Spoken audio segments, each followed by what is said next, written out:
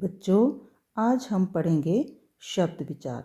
सबसे पहले हम शब्द की परिभाषा को जानेंगे और परिभाषा है वर्णों के सार्थक समूह को शब्द कहते हैं, जैसे पेंसिल, किताब, बिजली आदि।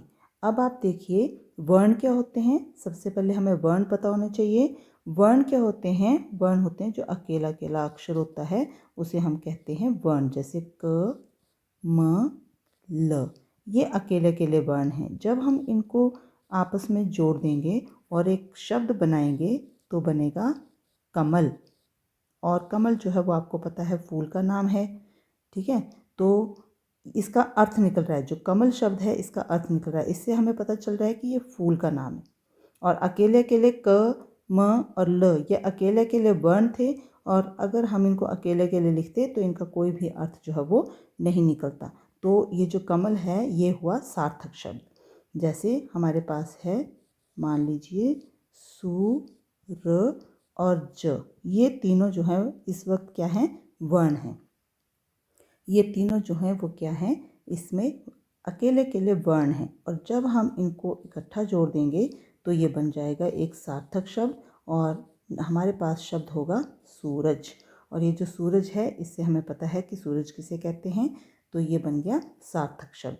इसका अर्थ निकला। सार्थक शब्द होता है जिस शब्द का अर्थ निकलता है। समझे? अब है आपके पास अर्थ के अनुसार शब्द के दो प्रकार होते हैं। अर्थ के अनुसार बताएंगे हम कि शब्द के कितने प्रकार हैं? दो। एक है सार्थक और दूसरा है निरर्थक। सार्थक शब्द वह शब्द होता है जिसका अर्थ निकलता है, और निरर्थक होता है जिसका कोई भी अर्थ नहीं निकलता है। अब हम परिभाषा को जानेंगे। यहाँ लिखा है सार्थक शब्द, जिन शब्दों का अपना एक अर्थ होता है वे सार्थक शब्द कहलाते हैं, जैसे पानी, मीठा, रोटी आदि। तो आपने देखा इन तीनों शब्दों के अर्थ निकलते हैं, ठीक है। ये क्या हुआ? सार्थक शब्द। और दूसरा है हमारे पास निरर्थक शब्द। निरर्थक शब्द की परिभाषा है वे शब्द जिनका कोई अर्थ ना निकले निरर्थक शब्द कहलाते हैं, जैसे वाणी, वीठा, वोटी आदि। आपने देखा होगा पानी का अर्थ निकलता है, लेकिन पानी वाणी जब हम बोलते हैं तो वाणी का कोई अर्थ नहीं निकलता। फिर हमारे पास है मीठा। मीठा के साथ अगर हम बोलते हैं मीठा वीठा, कुछ मीठा वीठा खिला दो, तो वीठा का कोई अर्थ जो है वो नहीं निकलता है, लेकिन मीठा का तो आपको पता है इसका अर्थ निकलता है। तो निरर्थक शब्द वे शब्द होते हैं जिनका कोई अर्थ नहीं निकलता है। अब इसके बाद है हमारे पास उत्पत्ति या उद्गम के अनुसार शब्द के प्रकार। उत्पत्ति के अनुसार शब्द के चार प्रकार होते हैं: तत्सम, तद्भव, देशज, विदेशी। और इसके अलावा एक और हमारे पास शब्द है संकर। संकर शब्द है, ये जो विदेशी शब्द है, विदेशी को हम विदेशज भी कहते हैं, और संकर शब्द जो है वो इसका पांचवा प्रकार है, लेकिन कुछ व्याकरण में इसको पांचवा प्रकार माना गया है, और वैसे जो इसके मुख्य जो प्रकार हैं वो चार हैं। जो उत्पत्ति के अनुसार शब्द के प्रकार हैं वो मुख्य प्रकार चार हैं। तो हम इन चार के बारे में जानेंगे और उसके बाद अंत में हम संकर के बारे में जानेंगे, ठीक है। तो हमारे पास है शब्द तत्सम। तत्सम शब्द कौन से होते हैं? संस्कृत वाले शब्द। आपने याद रखना है, तत्सम शब्द कहते हैं संस्कृत वाले शब्दों को।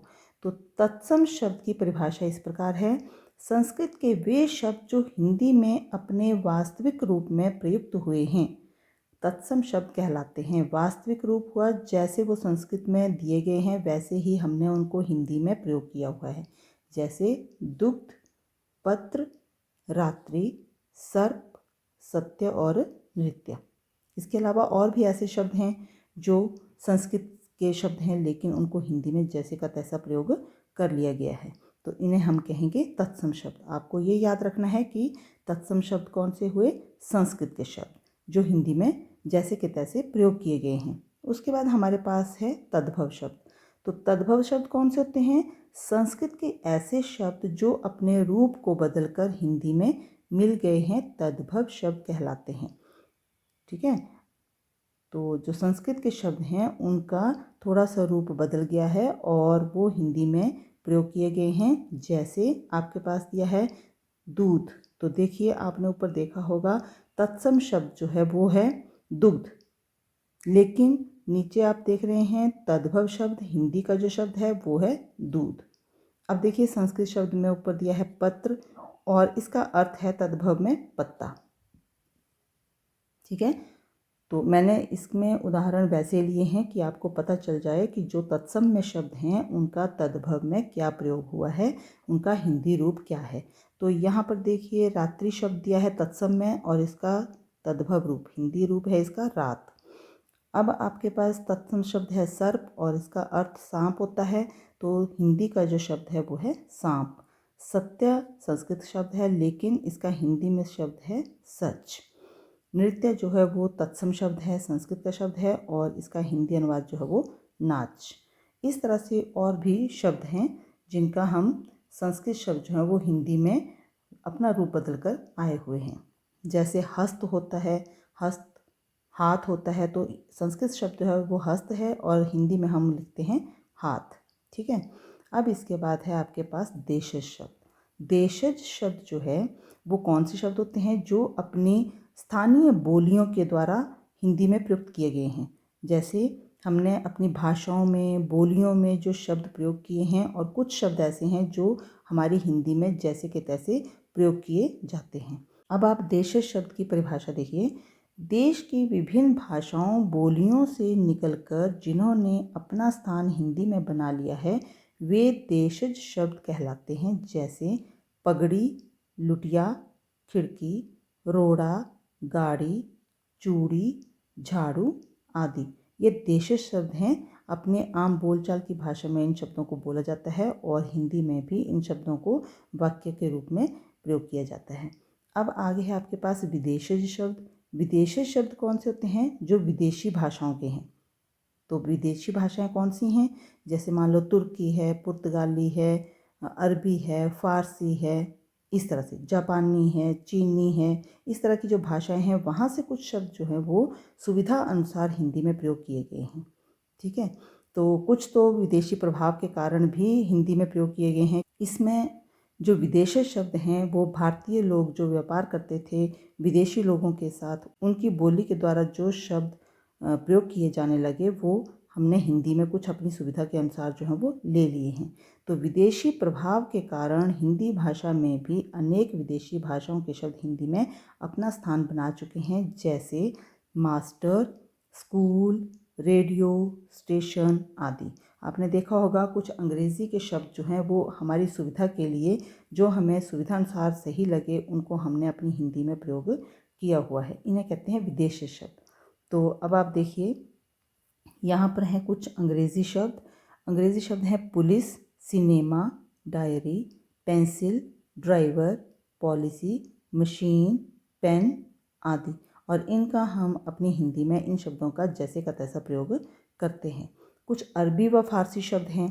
अरबी व फारसी शब्द देखिए गरीब, ज़मीन, कागज़, कलम, बगीचा, कसूर, खून, गिरफ्तार, बादाम, दुकान, ज़िंदगी, शादी, ऐनक, आसमान, दरवाज़ा आदि। और अब हमारे पास हैं कुछ तुर्की शब्द। तो तुर्की शब्द हैं कैंची, कुली, तलाश, बहादुर, चाकू, तंबाकू, तिजोरी, गलीचा आदि।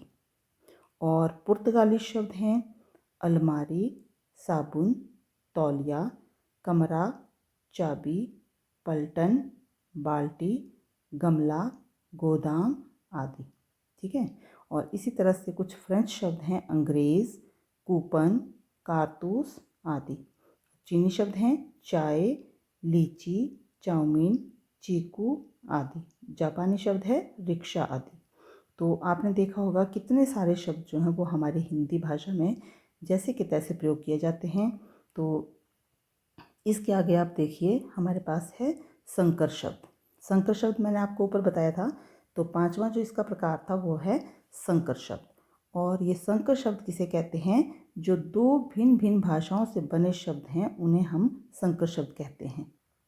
तो रेलगाड़ी में रेल जो है वो अंग्रेज़ी शब्द है और गाड़ी जो है वो हिंदी शब्द है और दोनों को जोड़कर बन गया रेलगाड़ी। ठीक है, ये है संकर शब्द। अब है वर्षगांठ। वर्ष देखिए संस्कृत का शब्द है और गांठ जो है वो हिंदी का शब्द है। तो जो दो भाषाओं भिन्न भिन्न भाषाओं के शब्द लिए हैं और उनसे एक नया शब्द बना है वो है संकर शब्द। तो वर्षगांठ संकर शब्द हुआ। फिर है घड़ी साज। घड़ी साज में घड़ी जो है वो हिंदी का शब्द है और साज जो है वो अरबी शब्द है और दोनों को मिलकर बन गया घड़ी साज। नुकसानदायक। नुकसान शब्द जो है वो फारसी है और दायक शब्द जो है वो हिंदी का। तो नुकसानदायक जो है वो बन गया संकर शब्द। फिर है नीलाम घर। नीलाम जो है वो पुर्तगाली शब्द है और घर जो है वो हिंदी शब्द है। तो इसको जोड़ के बना नीलाम घर, ये भी संकर शब्द हो गया। मोटर गाड़ी। मोटर जो है वो अंग्रेज़ी शब्द है और गाड़ी जो है वो देशज। तो दोनों को मिला के बना मोटर गाड़ी, ठीक है। और अखबार वाला। अखबार फारसी शब्द है, वाला हिंदी शब्द है, दोनों को जोड़ के बना अखबार वाला। और ऑपरेशन कक्ष। ऑपरेशन जो है वो अंग्रेज़ी शब्द है और कक्ष जो है वो संस्कृत शब्द है। तो दोनों को मिलकर बन गया ऑपरेशन कक्ष। तो अब आपको पता चल गया होगा कि जो दो भिन्न भिन्न भाषाओं के शब्दों को हमने जोड़ करके देखा, एक नया शब्द बना है, वो है संकर शब्द। तो मुझे लगता है कि आपको ये समझ में आ गया होगा। धन्यवाद।